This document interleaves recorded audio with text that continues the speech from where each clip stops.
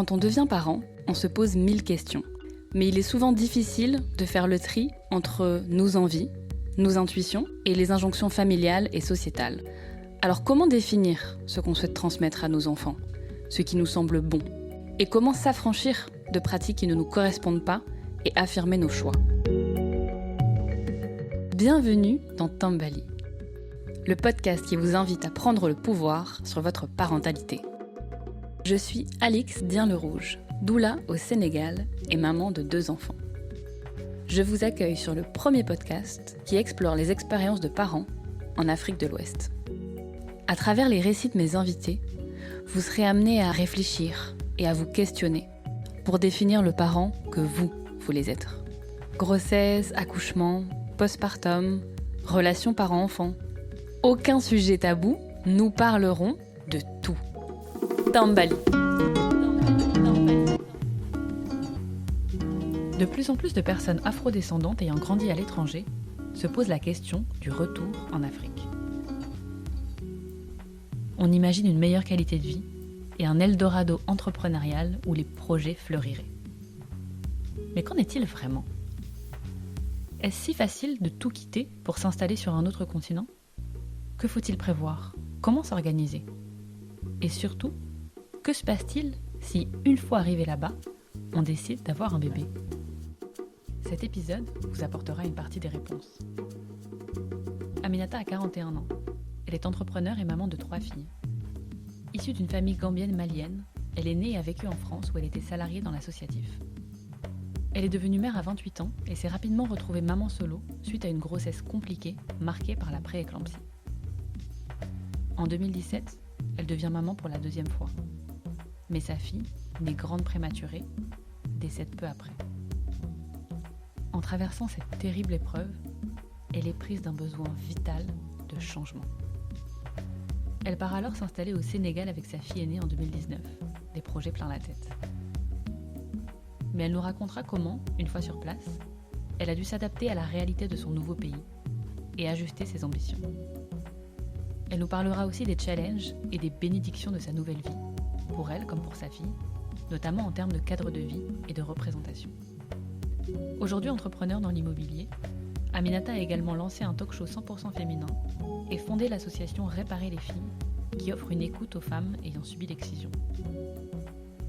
Ces initiatives sont directement liées à son propre chemin de vie et à son travail thérapeutique, dont elle dit qu'il lui a littéralement sauvé la vie. Elle nous partagera enfin comment le Sénégal lui a aussi apporté l'amour, en la personne de Cher, qu'elle a épousée en 2022. Et comment, contre toute attente, elle est devenue une nouvelle fois maman à 40 ans.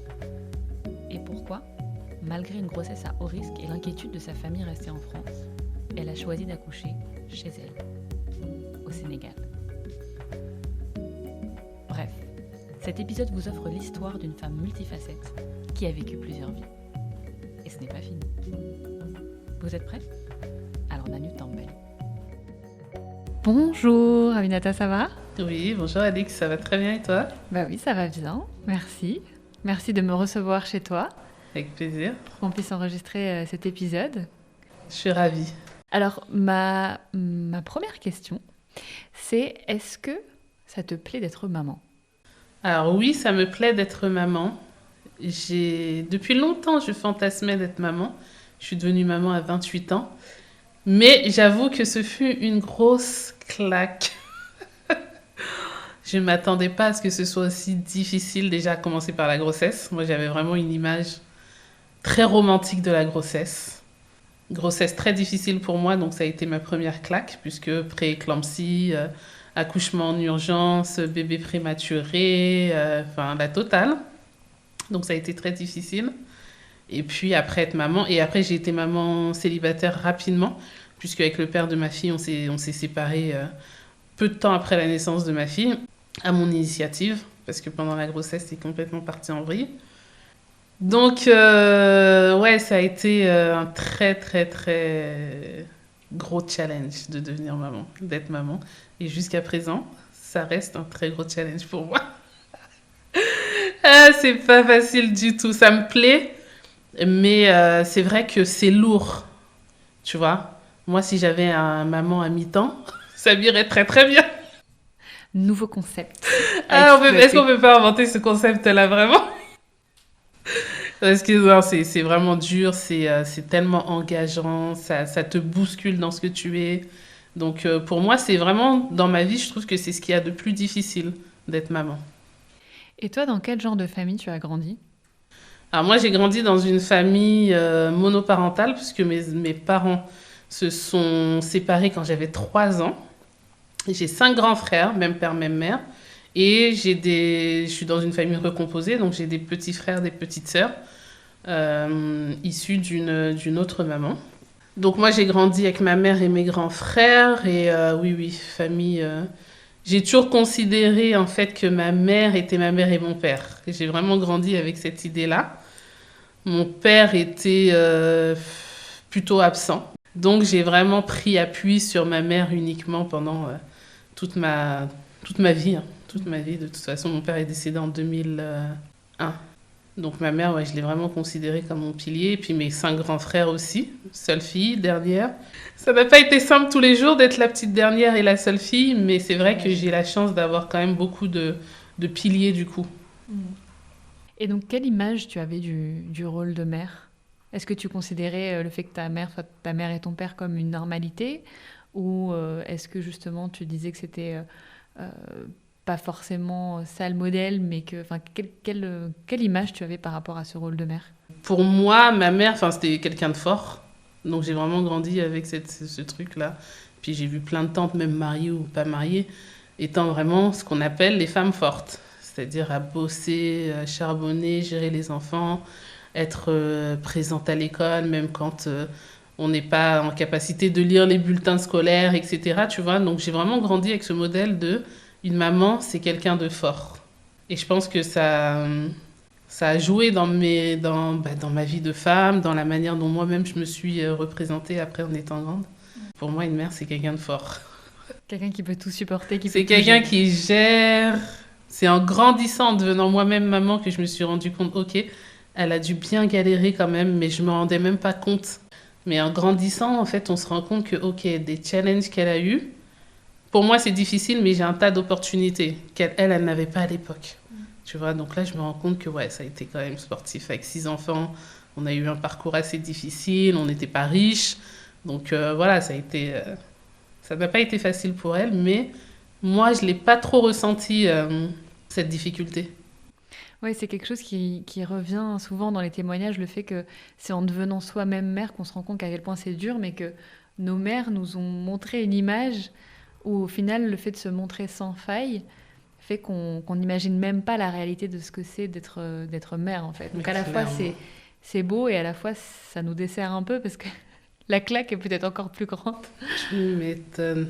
Tu sais, les femmes africaines à qui on apprend à toujours gérer, prendre sur elles, on leur apprend pas à se plaindre. Donc moi, j'ai jamais entendu ma mère se plaindre. Moi, tous les jours, je me plains. Je suis fatiguée, ouais, c'est bon. Je n'ai jamais... Et mes enfants m'entendent me plaindre. C'est bon, tu me fatigues là, laisse-moi tranquille, laisse-moi respirer. Moi, j'ai jamais entendu ma mère dire des trucs comme ça. Ouais. Tu vois? Mais je pense que c'est, voilà, dans sa culture et dans l'éducation qu'elle a eue, elle n'a pas eu l'opportunité de... Et puis, je pense qu'elle était tellement dans le jus que de toute façon, fallait y aller, quoi. Ouais. Et toi, à quel moment de ta vie tu as eu cette envie de devenir maman? Est-ce que c'était pensé, planifié? Est-ce que c'est arrivé comme ça? Comment ça s'est passé pour toi? Ça a toujours été dans ma tête, j'ai toujours grandi avec cette idée que j'avais envie de devenir maman. Et même d'avoir plein d'enfants et tout, tu vois. Et quand j'ai rencontré le père de d'Isia, de la grande, bah ça s'est fait assez naturellement. Tous les deux, on voulait devenir parents. Donc, je suis devenue mère à 28 ans. Je pense que si j'avais eu l'opportunité, peut-être que je serais devenue mère même avant. Et tu disais que donc la grossesse n'avait pas forcément été simple. Comment ça s'est passé pour toi? Est-ce que tu avais une image un peu idéalisée de la grossesse ou est-ce que tu savais que ça pouvait être un peu challengeant? Comment tu l'imaginais et comment ça s'est passé? Pour moi, j'avais une image idéalisée de la grossesse parce que bah déjà, moi, étant la dernière de ma mère, j'ai pas vu ma mère enceinte. Donc, j'ai jamais vécu avec une femme enceinte. Alors oui, il y avait mes belles-sœurs, etc. Mais ça allait, quoi. J'ai pas vu quelque chose où je me suis dit, tiens, ça a l'air difficile et tout ça. Et moi, en fait, j'ai découvert très tôt, au début de ma grossesse, que je faisais de l'hypertension. Et c'est le médecin du centre de santé de Vitry qui tout de suite a vu ça et m'a orientée directement à l'hôpital. Et elle a eu vraiment des très bons réflexes. Et j'ai été prise en charge. Et là, je me suis rentrée dans une machine infernale d'hyper suivi, où j'étais tout le temps à l'hôpital, les tests urinaires, les tests sanguins, les machins. C'était tout le temps, tout le temps. Et ça a été du début à la fin de la grossesse. Et ça, j'avais jamais vu ça dans mon entourage. Je connaissais pas la pré-éclampsie, etc. Et j'avais jamais non plus imaginé que je pourrais avoir un problème de santé, parce que ça n'arrive qu'aux autres. Tu vois, on s'imagine jamais que ça peut nous arriver. Donc ouais, ça a été très très difficile. Et puis j'ai été et en plus j'étais en master. Parce qu'une partie de mes études, je les ai faites en bossant. Donc je bossais la journée et le soir, j'étais en cours du soir jusqu'à 21h30. Donc quand je suis tombée enceinte, j'étais en dernière année. Et donc c'était la rédaction du mémoire, qui en soi déjà est une étape très difficile de ma vie d'étudiante. Et en plus, j'étais enceinte et j'avais des symptômes de la pré-éclampsie, les maux de tête, etc. J'ai failli lâcher, mais j'ai réussi à aller jusqu'au bout. J'ai réussi à aller jusqu'au bout et j'ai présenté la soutenance. Mais une semaine après la soutenance, j'étais à l'hôpital. Donc j'ai passé en tout... Moi, j'ai fait 3 semaines enceinte à l'hôpital. On me surveillait parce que j'étais encore à 28-29 semaines de grossesse. Et Isia, elle est née en urgence à 32 semaines. Donc, je suis restée 1 mois en tout, puisqu'elle est née, je suis restée encore 1 semaine. Et après, elle est restée en couveuse et moi, je suis rentrée. Et elle a fait 3-4 semaines d'hôpital. Au début, elle était à l'hôpital en couveuse. Arrivée à un certain point, elle est arrivée en clinique. Et là, elle a fait 2 semaines, le temps d'arriver à 2,5 kg, je crois, à l'époque, pour pouvoir sortir. Donc, en tout, oui, je pense 2 mois, 2 mois et demi d'hôpital. Donc intense. Donc je m'attendais pas du tout à ça, quoi. Et donc tu dis qu'elle est née en urgence parce qu'à un moment donné, pour toi, ça devenait impossible de poursuivre. Parce qu'en général, la pré-éclampsie, donc c'est l'hypertension, associée à une augmentation du taux de protéinurie dans les urines, qui peut avoir des conséquences sur la santé de la mère. Et le seul moyen que ça s'arrête, c'est que le bébé naisse. Exactement. Donc, tout l'enjeu de la pré-éclampsie, c'est de contrôler, de laisser la grossesse se poursuivre le plus tard possible. Tout en évitant que ça se transforme en éclampsie et qu'il y ait des conséquences dramatiques pour la maman. Exactement. Bon, je crois que c'était plutôt pour le bébé. Elle était à quel poids? Elle était pas grosse, c'est 1,2 kg. Ouais, parce que 32 semaines, c'est 1,2 kg, mais oui, je crois que c'était elle qui était plutôt en difficulté. Donc il fallait la faire sortir. Donc un matin, comme ça, tu te réveilles et puis on te dit c'est bon. Parce que les examens, en fait, quand tu es à l'hôpital en pré-éclampsie, en grossesse à risque, c'est H24. Pendant la nuit et tout. Et là, le matin, à 6h du mat, ils m'ont dit non, là, c'est plus possible. Il faut qu'on la sorte. On avait prévu déjà le 5 mars. Le 5 mars arrivé, ils m'ont dit ok, c'est bon, on peut maintenir la grossesse encore. Mais le 7 mars, là, c'était plus possible, donc il fallait qu'elle sorte. Ok. On a couché ce jour-là. Donc du coup, c'était une césarienne, j'imagine? Ouais. Et toi, tu t'étais préparée à ça? Tu l'avais envisagé? Pas du tout. Même pendant la maladie, je me disais que c'est bon, j'allais gérer jusqu'au bout. Et puis j'étais dans un hôpital, j'étais au Kremlin-Bicêtre. L'équipe était top. Et je me disais, non, je vais... On a beau te dire, en fait, mais tu te dis toujours que la fin sera parfaite. Donc moi, je pensais vraiment que j'allais pouvoir arriver jusqu'au bout de la grossesse. J'étais un peu dans le déni, quoi. Donc ça a été compliqué. Parce que 32 semaines, donc on considère qu'un bébé est à terme à partir de 37, mais en général, il naissent plus vers 39. Donc là, tu étais quand même à 7 semaines d'une date d'accouchement classique. Exactement, elle est née à peu près 2 mois trop tôt. Ouais, elle était petite. Hein. Mais, bon, tu sais, ils font les piqûres, ils te préparent et tout, et du coup, elle n'a pas eu de problème. Elle était petite, mais... elle n'a pas eu de problème de poumons, de respiration et tout. Ouais, heureusement. Donc elle était en couveuse et toi, comment tu te sentais d'avoir donné naissance à ce bébé qui pouvait pas du coup être directement connecté à toi? Comment ça s'est passé cette période-là? Ça, c'était difficile le fait... Alors on était dans le même hôpital, elle était un étage en dessous.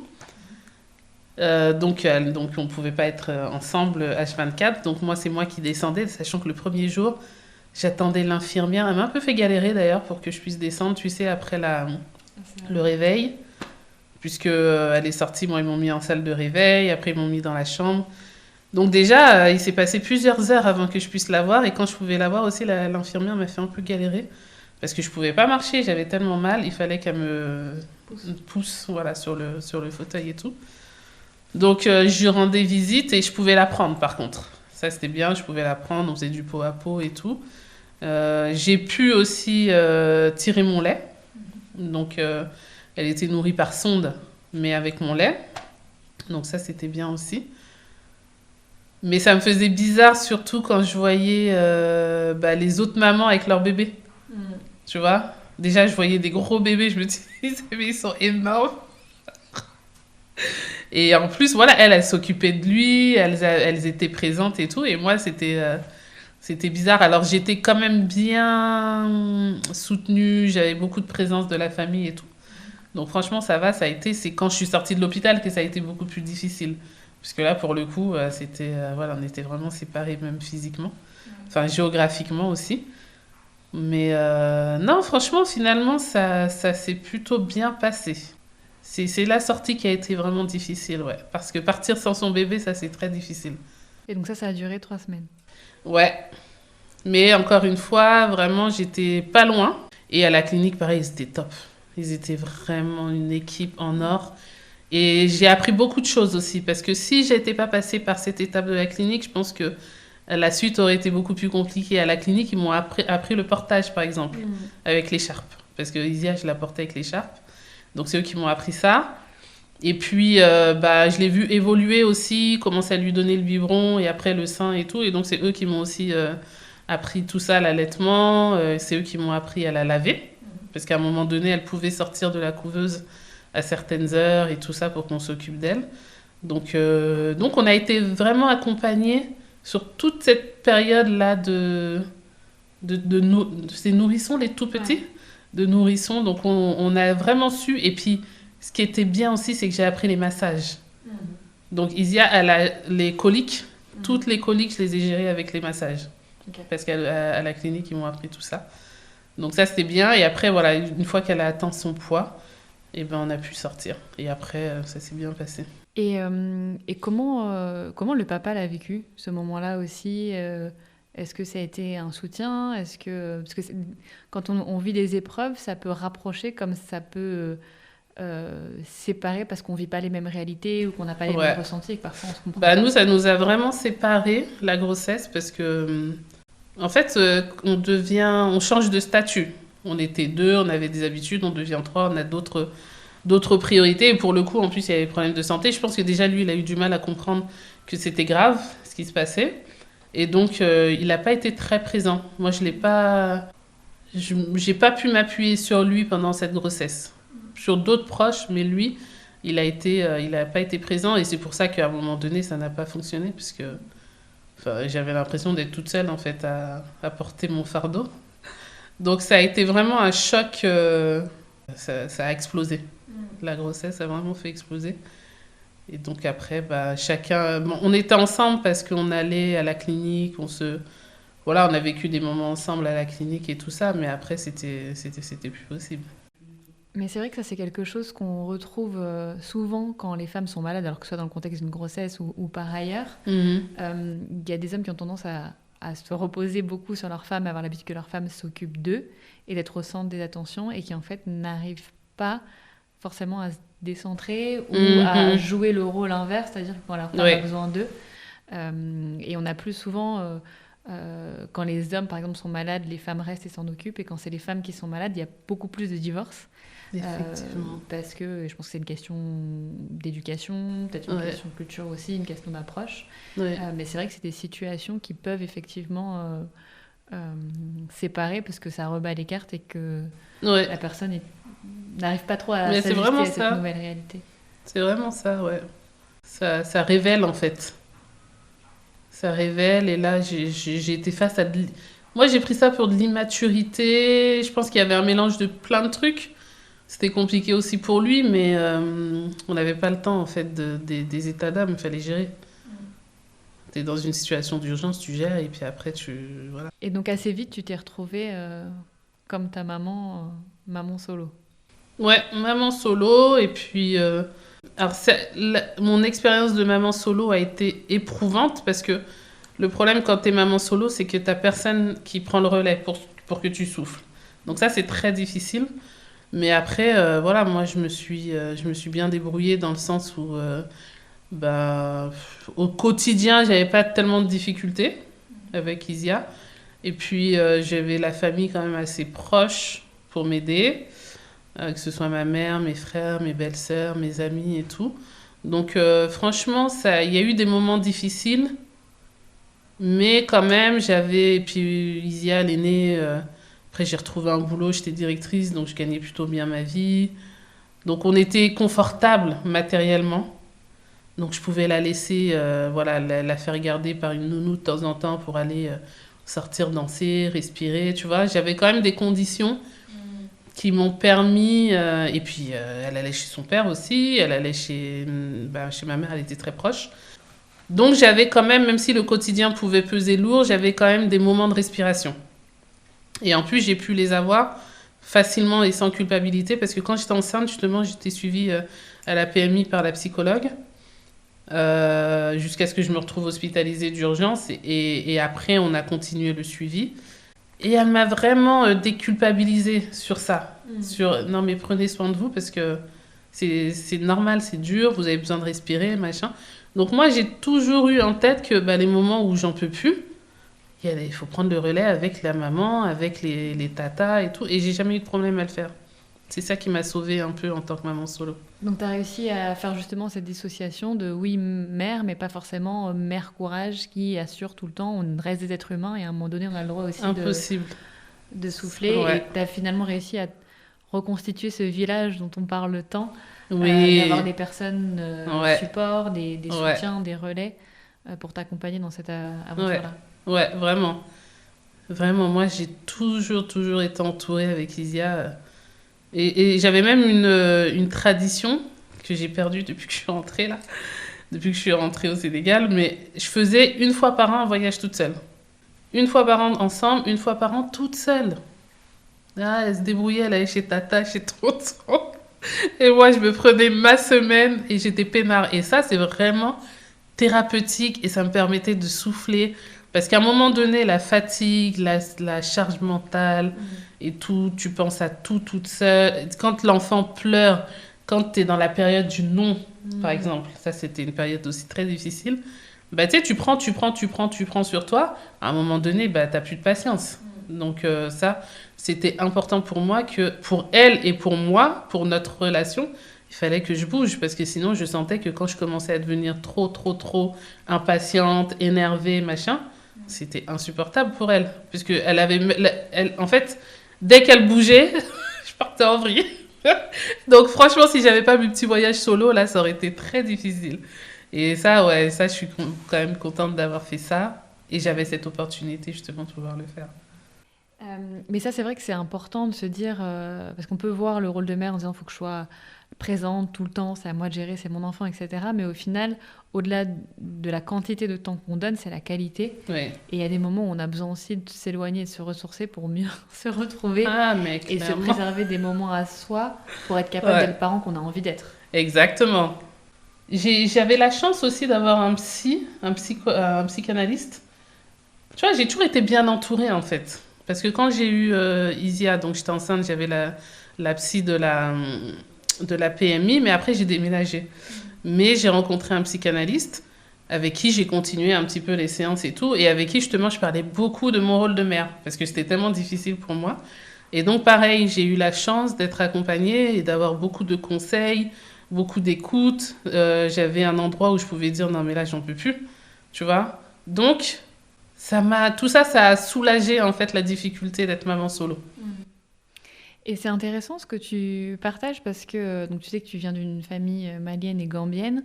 Je pense que aller voir un psychologue, c'est pas forcément quelque chose qu'on fait tout à fait naturellement. C'est clair, c'est trop tabou. Ouais, Pour toi, est-ce que ça a été une évidence ou est-ce qu'il y a un moment où tu t'es dit là en fait c'est une nécessité? À quel moment tu t'es dit ok c'est important pour moi et j'ai envie d'y aller? Bon, moi, j'ai toujours, enfin, depuis que j'ai la vingtaine, hein, j'ai commencé à consulter parce que j'ai vécu des choses difficiles et je sentais bien qu'il fallait que j'avais pas le choix en fait. C'était soit je m'auto-détruisais, soit je trouvais le moyen de soigner mes blessures. Donc j'ai toujours eu, je sais pas pourquoi, mais en tout cas naturellement, je me suis dit je vais aller voir des psys. Ça n'a jamais été un problème pour moi. Alors j'étais dans des études d'éduc. Peut-être que ça a aidé aussi, parce que voilà, je sais pas, peut-être c'est ça. Parce que personne ne m'a jamais dit d'aller voir un psy, mais de moi-même, j'ai jamais eu de problème avec ça, j'ai jamais eu de tabou avec ça. Et j'ai toujours eu envie de... Voilà, j'ai toujours reconnu que là, il y a des difficultés, il faut que j'y aille. Donc quand je suis devenue maman, bah pareil, je me suis dit, bah, je continue, ça me fait du bien, ça me permet d'avancer. Il n'y a aucune raison. Et puis, c'est dans des lieux où tu n'es pas jugé. C'est des endroits où tu n'es vraiment pas jugé, donc tu peux parler. Enfin, moi, en tout cas, j'ai rencontré des bons professionnels qui m'ont mis à l'aise. Donc, j'ai jamais ressenti de poids ou de difficulté, de tabou à dire que quand ça n'allait pas. Donc, franchement, je ne sais pas trop comment ça s'est fait, mais ça s'est fait et je suis très contente de l'avoir fait. Et non seulement t'es pas jugé, mais il n'y a pas de lien affectif. Oui. Et ça compte aussi parce que parfois, Oui. les conseils qu'on peut te donner ou les points de vue qu'on peut avoir sont liés à la relation qu'on a avec toi ou à des peurs ou à des choses qu'on projette. Tout à et le fait. fait d'avoir une personne qui est neutre et qui te considère juste comme la personne que tu es et non pas comme une fille, une mère, une amie, une sœur, ça aide aussi à avoir un autre niveau de conversation. Ouais, exact. Exact. Ça te fait sortir de ton univers, de ta petite communauté. Et ouais. Et puis il y a des choses que tu peux pas...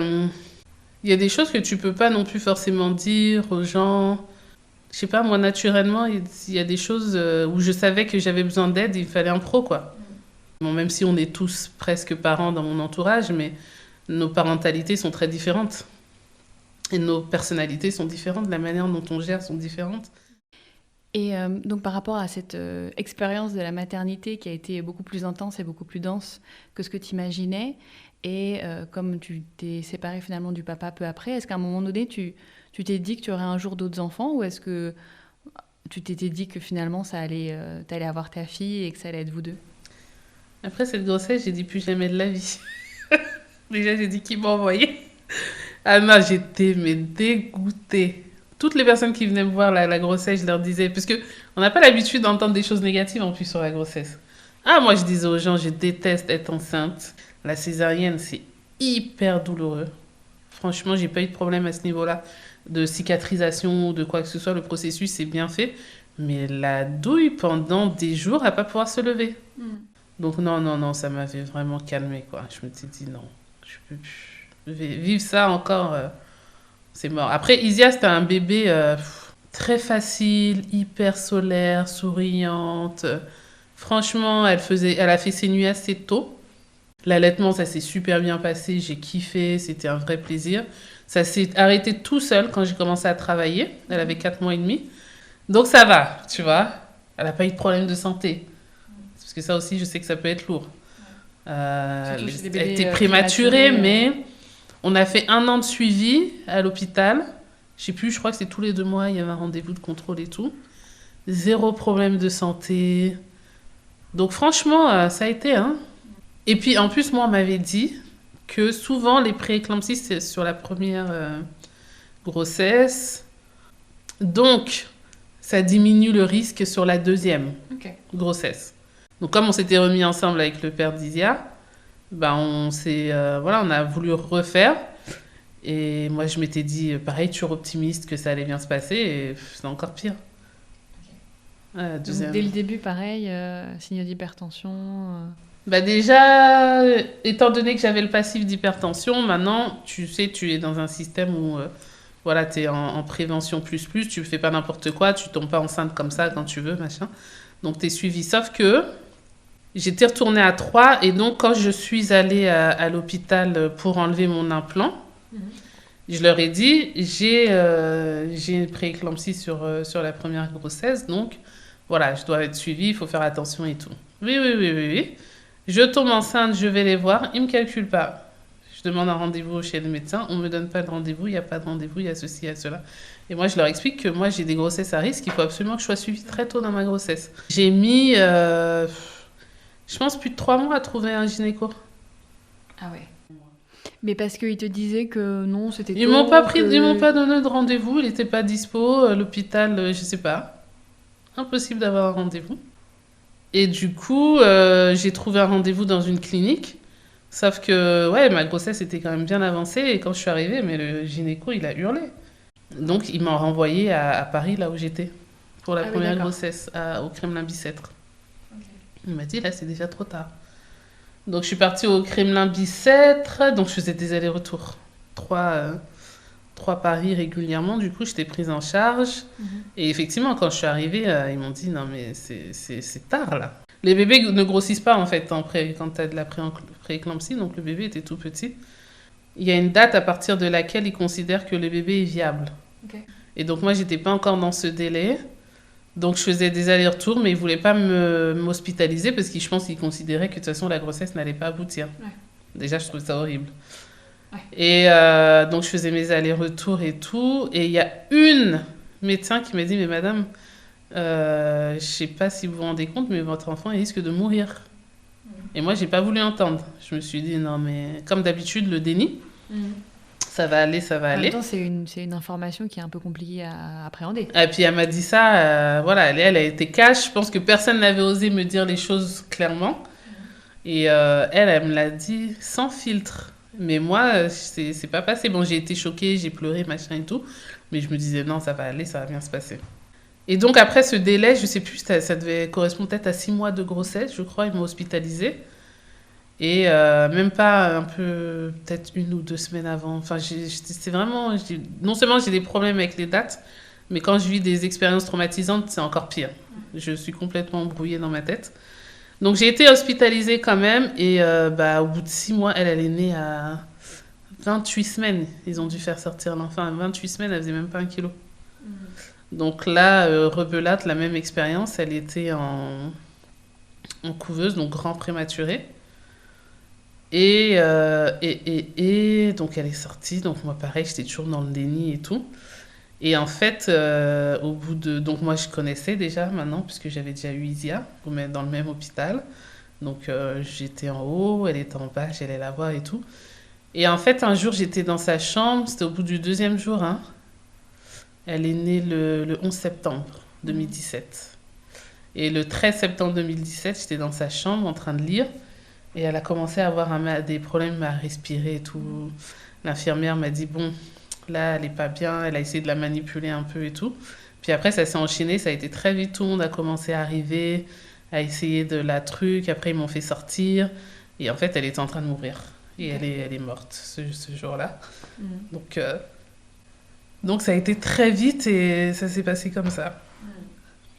Mais après, quand j'ai discuté, donc ça a été compliqué, je te laisse imaginer un peu à quel point.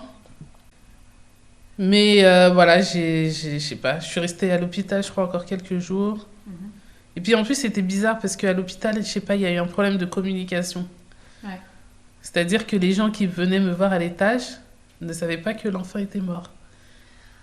Donc à chaque personnel fois, médical qui venait et te disait le bébé. Et en fait, comment va le bébé? Oh, mon Dieu, Non, ça c'est... Ouais. Et ça m'arrive au moins 3-4 fois. Donc, ouais, vraiment très, très, très, très difficile 2017. Mm. Donc, on l'a enterré, tout. Bah, pour le coup, moi, j'étais incapable de faire quoi que ce soit comme démarche administrative. Donc, c'est son père qui a géré. Mhm. Je sais même pas comment j'ai fait pour gérer cette situation, mais bon. Par force. Ouais, de toute façon, j'avais pas le choix. Il y avait Isia. C'est ce qu'on entend souvent, que de toute façon, c'est un peu en pilote automatique. Il n'y a pas d'autre chose à faire que T'es d'avancer, obligé. surtout T'es qu'il y avait obligé. Isia qui était là. Exactement. Même Isia, elle était... elle attendait sa petite sœur avec impatience et elle a eu vraiment du mal à me croire. Quand... Je lui ai pas dit au téléphone parce que moi, j'étais à Paris. Elle était à Troyes chez mon frère pour la rentrée, parce que c'était la rentrée, du coup. Mm.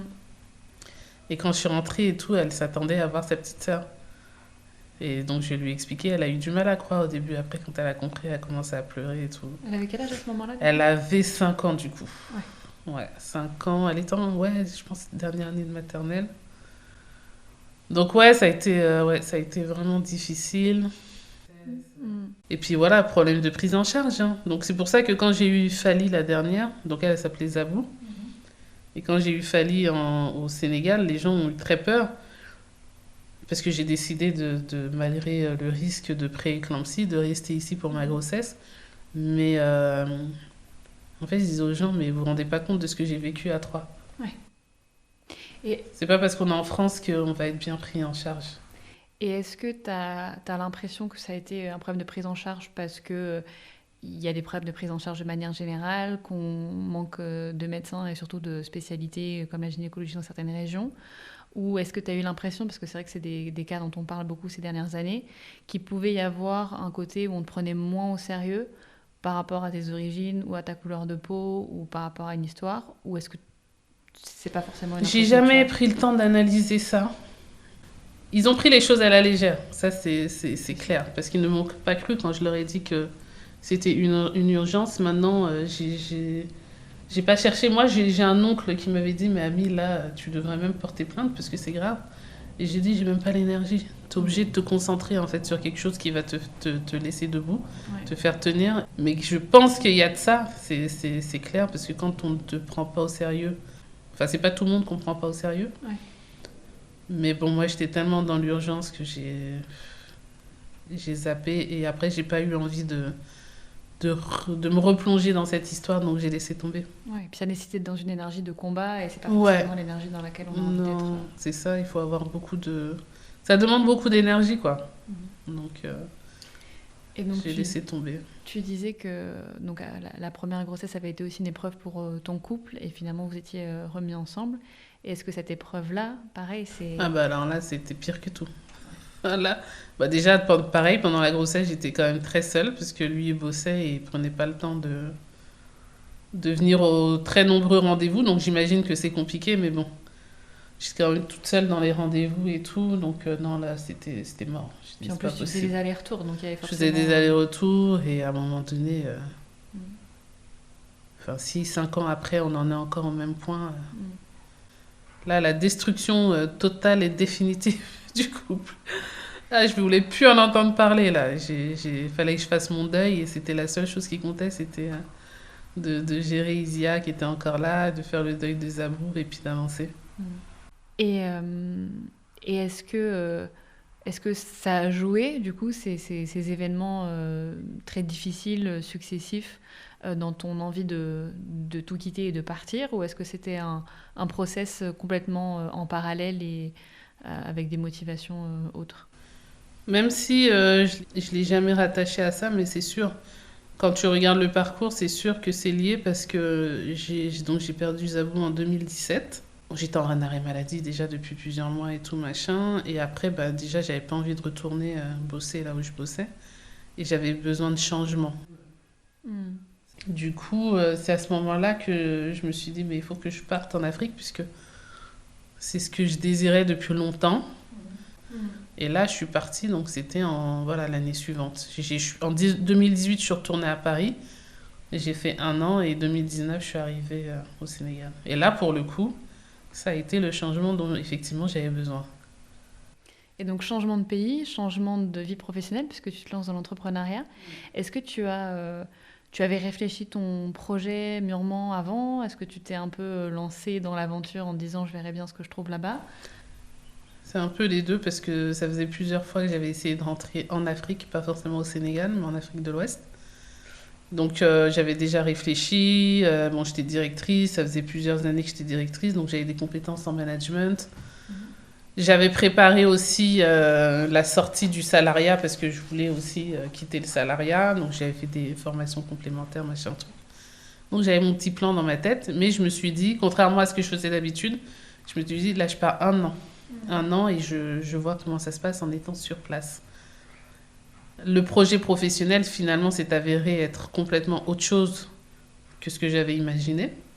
Souvent. Voilà, c'est ce que je dis aux gens. On a, dans nos têtes, on croit que ça va être comme ça et finalement, tu te confrontes à un marché, à une réalité, machin. Ça change. Et donc le plan n'était pas le même. Le plan B a fonctionné. Enfin, c'est même pas le plan B, c'est le plan le chemin en fait qui s'est ouvert devant moi et a été le bon jusqu'à présent en tout cas. Donc je suis restée. Donc tu es restée et non seulement tu as trouvé une nouvelle voie professionnelle, mais tu as aussi trouvé l'amour. Oui. Non, mais moi c'était ça qu'il fallait que fallait que je change de continent en fait.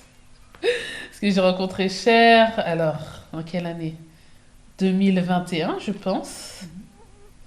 J'ai rencontré Cher en 2021 et on s'est mariés, ouais, c'est ça, 1 an et demi après, en 2022.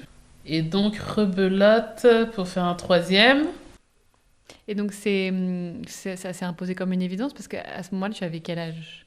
Ah, bonne question. J'ai accouché, j'avais plus de 40 ans. Je suis tombée enceinte à 39 ans, je pense. Donc, Cher, j'ai rencontré Cher qui n'avait pas d'enfant. Moi, j'avais Isia.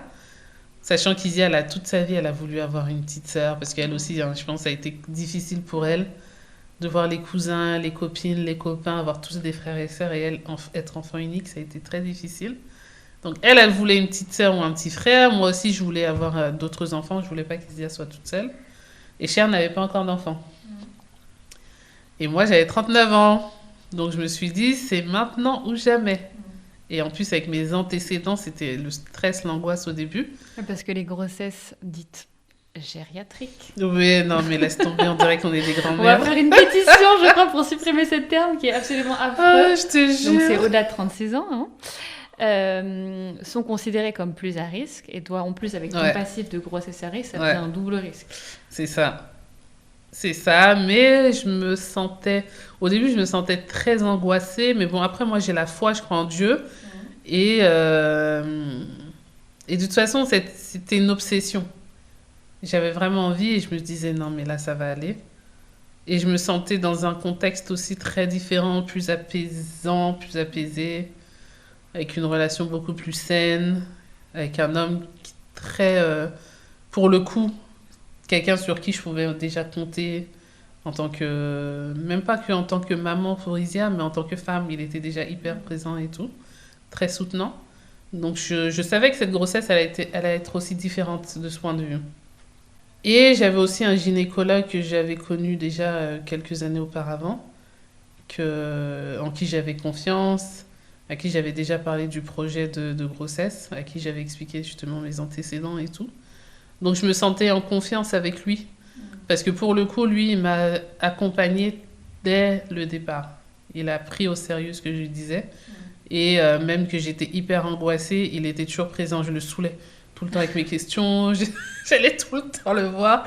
Et en fait, il était toujours très patient. Tu vois, il s'est vraiment mis à ma place. Il a compris que j'avais besoin d'apaisement. Il me faisait faire comment on appelle ça, des échographies, même si j'en avais pas besoin, mais juste pour me rassurer, tu vois. Donc il était super et toute la grossesse s'est bien passée. Il m'a orientée vers un cardiologue aussi, très très compétent, très bien, très bienveillant. Et tu vois, j'avais pas une grosse machine autour de moi, mais j'avais 2-3 professionnels et ça s'est bien passé. Et Cher, il a été top du début à la fin. Donc oui, il y avait toujours la pré-éclampsie, mais elle était maîtrisée. La tension a été maîtrisée avec les traitements. Je bouffais une tonne de médicaments par jour. Ça a été très difficile aussi. Ouais. Tu vois, j'étais vraiment pas bien. Mais sur le plan purement médical, tout s'est bien passé. Le bébé a grossi. On n'a pas eu de problème. Bon, on a accouché quand même à 8 mois. Okay. Pourquoi je dis on a accouché? C'est moi qui ai accouché. J'ai accouché. Parce qu'il était tellement soutenant que tu l'inclus, quoi. C'est moi qui ai accouché. Je dis toujours, toi, tu fais ton 1%, moi, je fais 99% du taf. Donc, j'ai accouché à 8 mois et Fally faisait... justement, on est arrivé au poids là qu'on visait. Je crois, pareil, ça devait être 2,5 kg, quelque chose comme ça. Donc, c'était pas un gros bébé, mais elle était en pleine forme et... Donc elle, pour le coup, il n'y a pas eu d'urgence, c'était programmé. L'accouchement a été programmé et tout. Donc les choses se sont faites, contrairement aux 2 autres, dans l'apaisement. Ouais. Et ça, ouais, ça s'est bien passé. Bon, après, la césarienne, c'est toujours très douloureux. Ouf, ça, c'est une vraie épreuve, mais le bébé allait bien et moi, j'allais bien aussi. Donc, tout le monde était soulagé. Mes proches aussi ont été très soulagés parce qu'ils avaient très peur. Surtout que là, ils étaient loin. Ouais. D'habitude, on était assez proches géographiquement. Là, ils étaient loin, mais au fur et à mesure que la grossesse avançait, bah, je crois que tout le monde s'est aussi été rassuré. Et pour ta famille, parce que tu disais pour Isia, donc tu avais tout ton village, ta famille, ton soutien, etc. Et là, au Sénégal, tu avais Cher, donc le papa, mais plus toute cette famille-là. Comment tu as vécu ce postpartum-là? Est-ce que c'était finalement tout aussi simple, plus compliqué, vu que le contexte était vraiment différent? Alors, ça a été, du point de vue du soutien, même si j'avais pas toute la famille, c'est vrai que Cher est très présent. Isia aussi, elle est grande, donc elle s'occupe aussi de sa petite sœur. Ce qui a été difficile, c'est plus lié à mon activité professionnelle, parce qu'avant j'étais salariée en arrêt maladie, en congé mater. Là, bah, tu connais, tu es indépendant, il n'y a pas de filet de sécurité. Donc tu dois charbonner, et moi j'avoue que j'ai repris le boulot très tôt, c'est-à-dire que quand Fally a eu 3 mois, elle était déjà à la crèche, et moi j'ai repris le boulot. Et à un moment donné, ben, mon corps, il a lâché. Donc ça a été difficile de ce point de vue-là. Du point de vue physique, charge mentale et tout, parce que tu es entrepreneur. En plus, ça a été une année difficile pour mon entreprise 2024. Et j'avais plein d'activités et tout. Et j'ai voulu reprendre comme si de rien n'était. Donc ça a été très difficile. C'est pour ça que là, du coup, en fin d'année, je me suis dit non, stop. Là, je peux pas tout faire. J'ai un bébé. Un bébé à 40 ans aussi, c'est dur parce que physiquement, tu récupères pas pareil. Ouais, t'as vu la différence entre 28 et 40? Ah, laisse tomber. Ah, mais là, je me suis un peu maquillée, sinon les cernes, c'est impossible. Très difficile. Donc, de ce point de vue-là, ça a été difficile. Après, ma mère, elle est venue plusieurs semaines, j'ai eu de la visite et tout. Donc, franchement, ça a été. Hein. Et puis, moi, bah, l'été dernier, je suis partie. Bon, je suis partie trop longtemps, mais je suis partie. Ça, c'était bien parce qu'il y avait du monde, il y avait toute la famille et tout. Ce qui était difficile en arrivant au Sénégal, c'est quand j'avais pas encore rencontré Cher et que j'étais seule avec Isia. Là, j'avais plus mon relais. Ouais. Tu vois, là, j'avais plus de relais, ça a été difficile. Mais là, maintenant qu'on est deux et que j'ai vraiment quelqu'un de soutenant, eh ben, ça va parce qu'il y a des moments où quand je suis crevée, à 21h, je peux leur dire, bah, ne comptez plus sur moi, ne m'appelez plus, faites comme si j'étais pas là, débrouillez-vous. Et ça, quand t'es maman solo, tu peux pas le faire. Ouais. Non, tu peux pas. T'as beau être fatiguée, tu gères. Donc non, là, ça va. Il faut juste que j'apprenne à écouter mon rythme et que j'arrête de faire comme si j'étais pas devenue maman encore d'un bébé. Donc je peux plus travailler aussi fort, je récupère plus de la même manière, les nuits sont agitées maintenant. Donc c'est ça quoi, c'est la fatigue physique. C'est ça, et puis ce truc de renoncement, de se dire, bah, en fait, j'aimerais bien tout faire et tout mener sur tous les fronts, mais en fait, je peux pas tout faire en même temps. Ouais. Donc, qu'est-ce que je priorise pour pouvoir... Exactement. Tu revois tes priorités, en fait. Parce qu'en plus de ton activité professionnelle, où tu accompagnes du coup beaucoup de repas à s'installer, à investir au Sénégal et en Afrique ou Plutôt au Sénégal, ouais. Mais tu avais lancé aussi un talk show. Mais oui, mais ça me manque en plus maintenant que je parle avec toi, là. On va relancer ça. Et qu'est-ce qui t'a donné envie, justement? Donc, c'était des partages de femmes. Hein. Ouais, ça c'était chouette. Comment l'idée t'est venue et qu'est-ce qui t'a poussé à vouloir créer ce média? Ça faisait longtemps que j'avais envie de parler aux femmes, en tant que femme.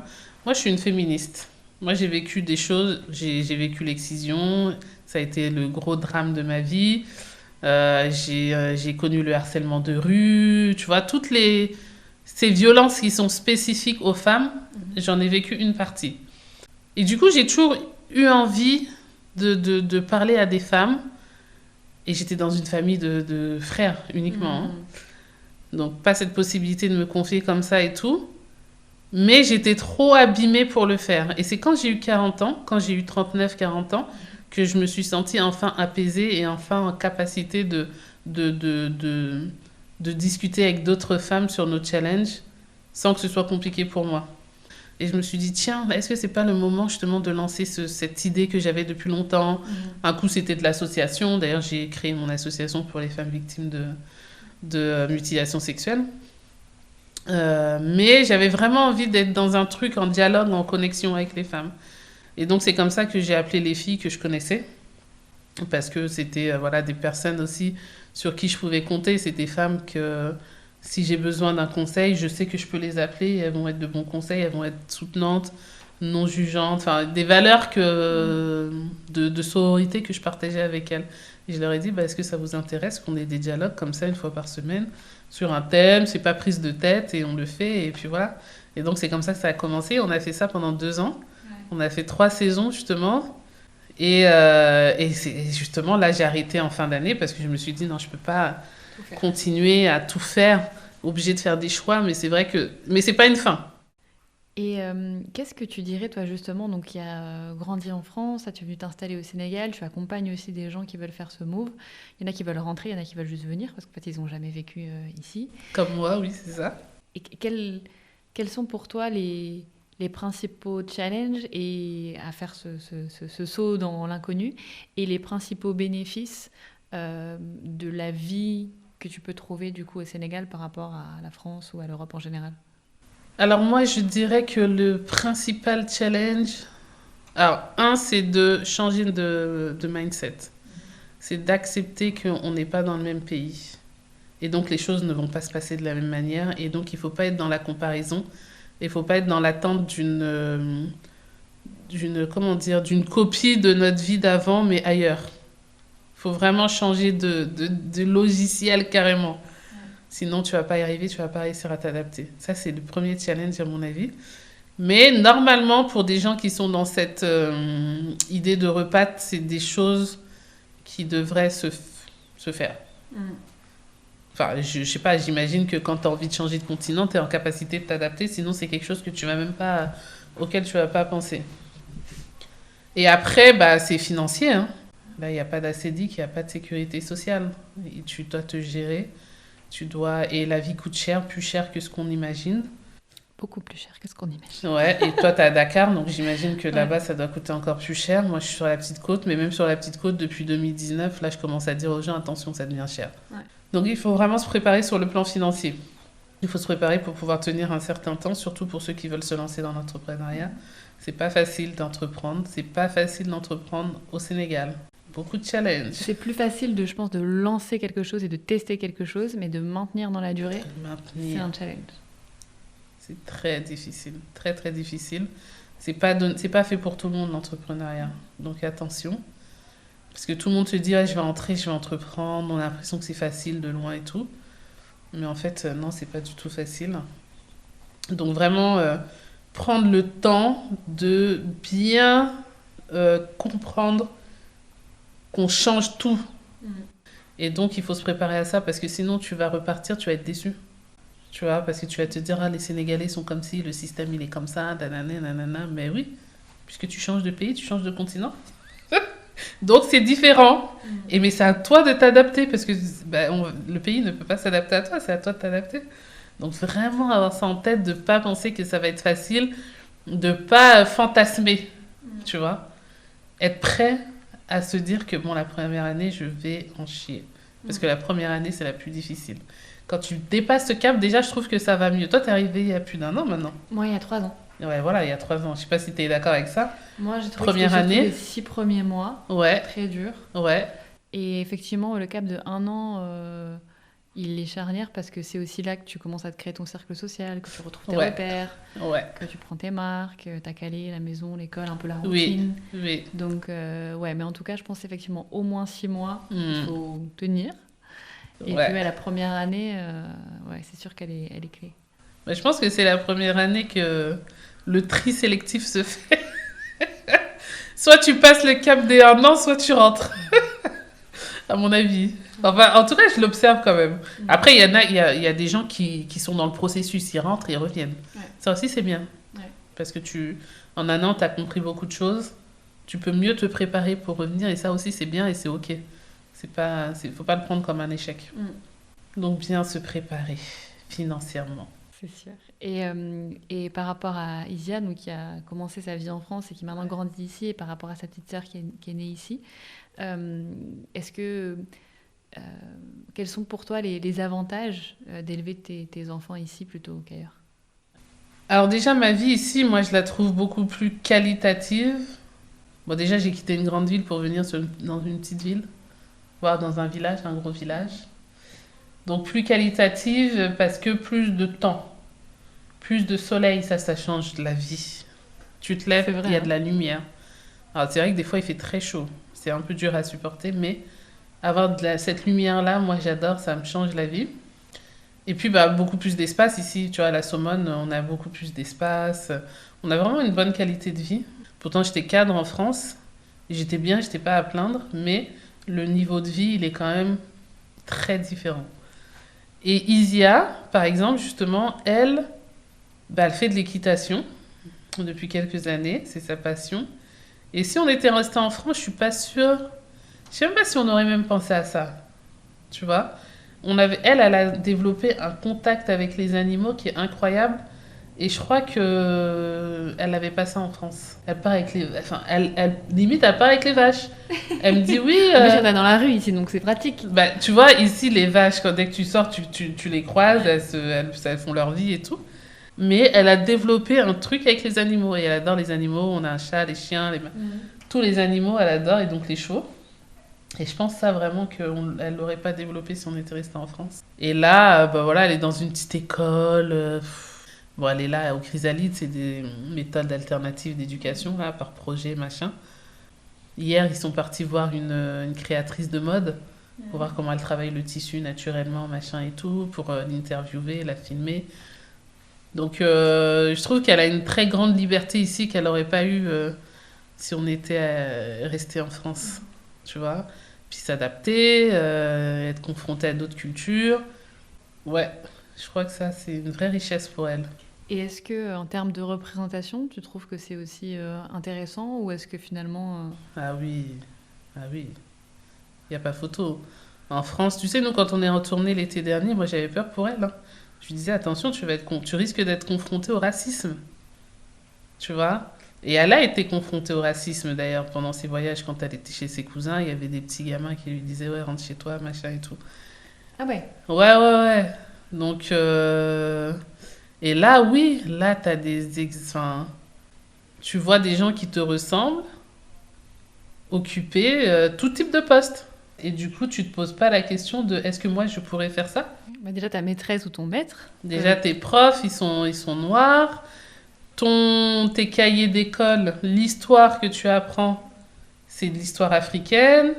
Les rois, les reines, les empires, machin. Donc, ouais, ça, je pense que c'est... Et justement, là où je m'inquiète, c'est que par anticipation, je lui dis toujours, quand tu vas aller en France, si tu vas en France pour poursuivre tes études et tout, bah, ça risque de pas être facile à ce niveau-là. Attention, je lui dis toujours, peut-être que je la mets d'ailleurs dans un stress.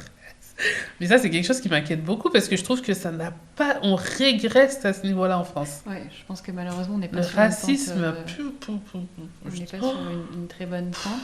Ouais. Mais je comprends ce que tu dis parce que c'est vrai que quand tu échanges avec des Sénégalais, parce qu'on est au Sénégal qui ont grandi ici, il y en a beaucoup qui te disent mais c'est quand je suis arrivée en France pour mes études que j'ai compris que j'étais noire. En fait, ici, c'est pas un sujet parce que on est quand même dans un pays où c'est le cas de 98% de la population. Et en fait, ce changement de représentation ou de comprendre que dans le regard des autres, on te perçoit d'une certaine manière, effectivement, c'est un choc dont les enfants sont plutôt préservés ici. Bon, après, préservés ici, oui ou non. Parce que ici, par exemple, sur la Petite Côte, il y a beaucoup de métissage. Beaucoup de métissage. Et je sais qu'Isia, quand elle est arrivée, un jour, elle était dans un groupe d'amis, il n'y avait que des métisses. Et je ne sais plus, elle m'avait fait une remarque. Je crois qu'elle était la seule noire. Et c'était un peu compliqué pour elle. Comme s'il y avait un peu du colorisme. Ouais, je sais plus, j'arrive plus à me souvenir de ce qu'elle m'a dit. Et je lui ai dit, non mais c'est ok, chacune a sa beauté, tu vois. Et ça, je me suis dit, tiens, on est en Afrique quand même, tu vois. Et je sais qu'ici, sur la Petite Côte, il y a du racisme.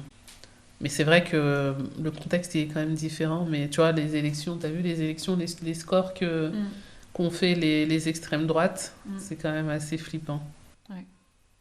Et justement, donc toi, en ayant donc, des origines gambiennes, maliennes, grandi en France, tu vis aujourd'hui au Sénégal. Cher, il est sénégalais, je Oui, suppose. il est sénégalais. Quelles sont les grandes valeurs que toi, tu as reçues dans ton éducation, que ce soit de tes parents ou voilà, des choses que tu as intégrées et que tu voudrais vraiment transmettre à tes filles? Bon, c'est la solidarité. Je pense que c'est vraiment quelque chose qui est important pour moi, la solidarité. La solidarité intrafamiliale ou plus globalement? Plus globalement, on fait ce qu'on peut avec les moyens qu'on a.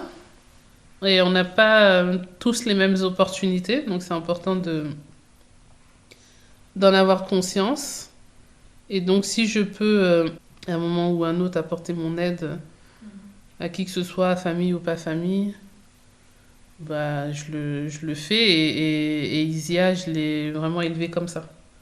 Elle a vraiment le souci des autres, elle te demande toujours comment tu vas, machin. Donc ça, je suis contente parce que je pense c'est une valeur familiale et elle l'a bien intégrée. Et le fait de vivre ici aussi, bah, je la trouve très adaptée. Enfin, je trouve qu'elle a une capacité d'adaptation parce qu'on a toujours... Bon, je l'ai fait voyager depuis qu'elle est petite en Afrique. Elle avait été déjà au Mali, en Gambie et tout. Et même en France, je la faisais déjà beaucoup bouger. Et j'ai remarqué que c'est une gamine. Alors certes, elle va aimer le confort de la maison parce qu'on vit dans de bonnes conditions. On a une femme de ménage, machin et tout. Mais tu la retrouves au village à l'aise, bien dans ses pompes, sans bien matériel, sans confort, sans le confort qu'on a. Et elle est dans son élément aussi. Donc là, quand je vois ça, je me dis bon, ça va parce qu'elle elle arrive à naviguer dans différents mondes en fait. Et ça, c'est important. Et est-ce qu'au contraire, il y a des choses que tu voudrais faire différemment de la façon dont tu as été élevée? Tu disais tout à l'heure que tu avais été toi-même victime d'excision, que c'était le drame de ta vie. J'imagine que c'est quelque chose que tu n'as pas reproduit avec tes filles et peut-être plus largement un certain regard sur les femmes, ce qu'est être une femme. Aujourd'hui, comment tu l'appréhendes? Alors, moi, j'ai toujours tenu un discours féministe à la maison et avec tous ceux qui m'entourent. Enfin voilà, ils me connaissent, ils connaissent mon discours féministe. Isia, et puis je lui achète des livres. La dernière fois, j'ai trouvé un livre de Chimamanda Ngozi. Nous sommes tous féministes et en fait, elle a fait une version pour les enfants, donc je lui ai acheté et tout. Donc elle a baigné aussi là-dedans. Et donc c'est très bien parce que du coup, elle est vigilante. Par rapport à ça, elle est vigilante. Je veux pas lui faire peur, lui dire qu'on vit dans un monde dangereux pour les femmes, mais je le pense quand même. Donc je suis quand même obligée de lui dire attention. Et, et ça me fait rire parce que mes filles, alors, la dernière fois, j'ai 2 anecdotes qui me font rire. On a fait du quad avec Isia.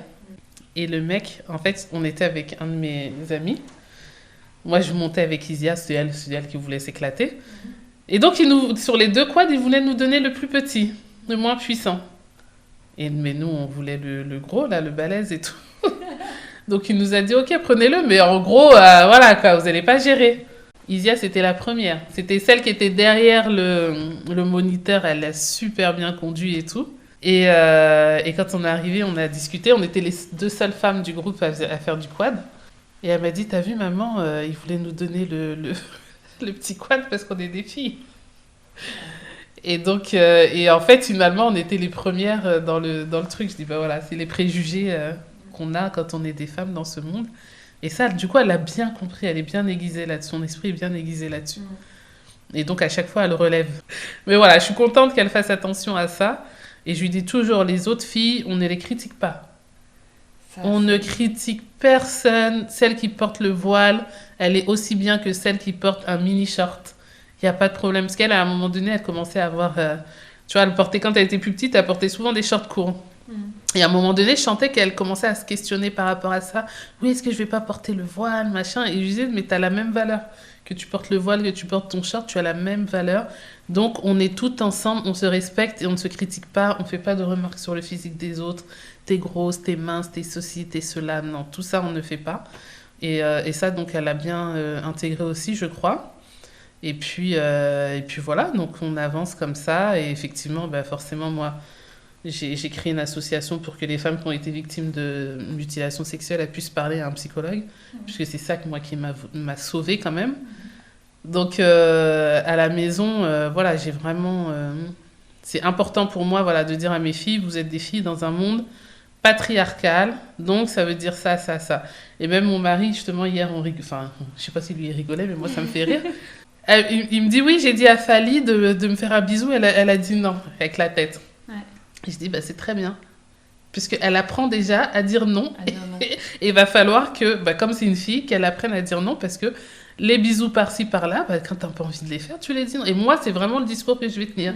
Hors de question de faire des bisous à tout va à mes filles. Parce que c'est des filles et qu'elles les trouvent mignonnes et que ceci, cela. Je dis donc, c'est bien qu'elle, tout de suite, elle sache dire non. J'ai pas envie de faire un bisou. Et on respecte ça. Tu vois ? Donc, je me dis, bah, c'est bien, la petite de 16 mois, elle a déjà compris.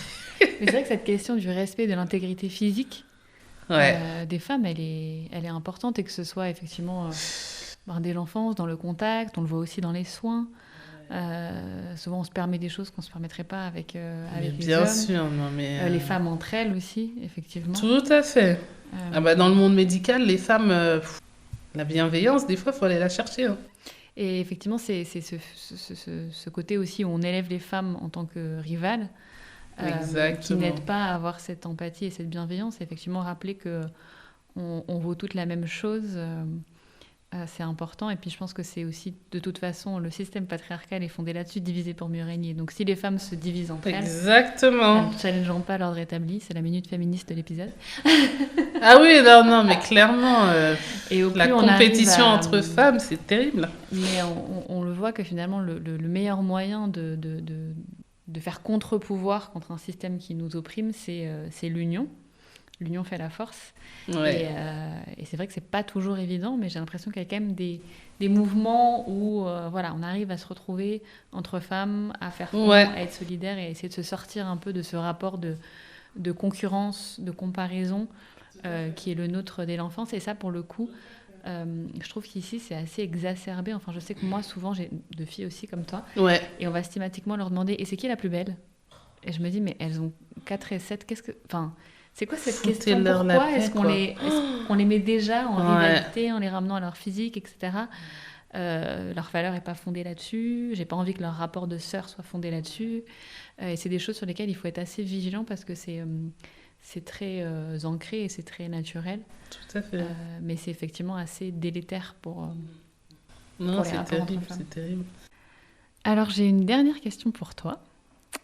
Quand tes filles seront plus grandes, qu'est-ce que tu aimerais qu'elles disent de toi ? Bonne question. J'aimerais qu'elles disent que j'ai été... qu'elles ont pu compter sur moi. Je suis pleine d'imperfections. Je suis une maman très, très imparfaite et je me rends compte de toutes mes failles, de tout ce que je fais pas bien. Mais ce que je sais, c'est que mes filles, je suis toujours là pour elles. Et j'espère que ça, elles s'en rendront compte et qu'elles sauront que quoi qu'il se passe, je serai toujours là. Je dis toujours à ma fille, ta mère, c'est ta meilleure amie. Une mère, c'est inégalable, tu vois. En tout cas, c'est comme ça que moi, j'ai vu ma mère et c'est comme ça que j'aimerais que ma fille me voie, même si je suis moins patiente que ma mère. Mais qu'elle sache que voilà, je serai toujours là et ça, c'est le plus important. Merci beaucoup. Merci à toi. Merci d'avoir pris le temps de partager tout ça. Un plaisir. De contribuer à ouvrir la conversation, libérer la parole sur certains sujets qui restent trop tabous et qui empêchent justement aussi, je trouve, on parlait juste avant d'empathie et de bienveillance entre femmes. Je pense qu'au plus on se rend compte de toutes les galères qu'on vit chacune de notre côté, de toutes les difficultés qu'on traverse qui vont être très différentes d'une femme à l'autre, ça peut permettre aussi de rassembler et d'être moins dans le jugement parce qu'on sait que quoi qu'il arrive, il y a des dans choses le même difficiles. bateau. Exactement. Qu'on ne nous le fasse pas croire le contraire, on est dans le même bateau.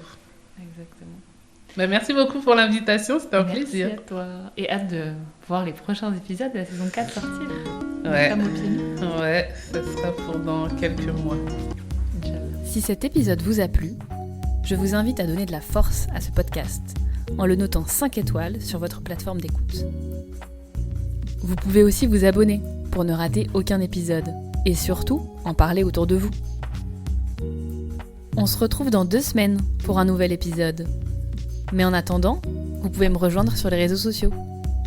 L'aventure ne fait que commencer. Tambali. Prenez le pouvoir sur votre parentalité.